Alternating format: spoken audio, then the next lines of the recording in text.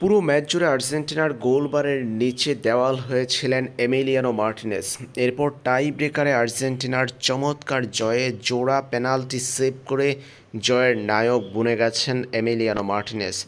Match শেষে তিনি হয়েছেন ম্যাচ সেরা ফুটবলার। এমিলিয়ানো মার্টিনেজের টাই ব্রেকারে চমৎকার দুই পেনাল্টি শট রুখে দেওয়ার বিষয়টিকে মাঠে ছাপিয়ে গেছে অন্যরকম এক দৃশ্য। এমিলিয়ানো মার্টিনেজ যে শুধুমাত্র একজন ভালো ফুটবলার কিংবা গোলকিপার তা নয়, তিনি একজন ভালো মানুষও বটে। আর্জেন্টিনা ফুটবল দল বিজয় উল্লাসে মেতে উঠেছে মাঠের এক প্রান্তে।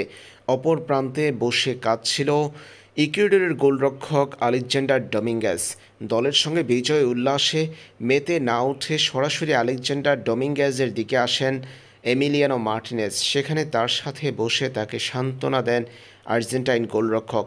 এমিলিয়ানো মার্টিনেজের চমৎকার এই মহৎ কাজ ভাইরাল হয়ে পড়েছে নেট দুনিয়ায়। নিজ দলের বিজয় উল্লাসকে পিছনে ফেলে প্রতিপক্ষের গোলরক্ষক আলেকজান্ডার ডমিঙ্গেজের কষ্ট কমাতে সান্ত্বনা দিতে এসেছেন এমিলিয়ানো মার্টিনেজ। মার্টিনেজের চমৎকার এই ভিডিও ভাইরাল হয়ে পড়েছে নেট দুনিয়ায়, যেখানে দেখা যায় ইকুয়েডরের গোলরক্ষক আলেকজান্ডার ডমিঙ্গেজকে সান্ত্বনা দিচ্ছেন এমিলিয়ানো মার্টিনেজ। মার্টিনেজের মহৎ এই কাজ ভাইরাল হয়ে পড়েছে নেট দুনিয়ায়।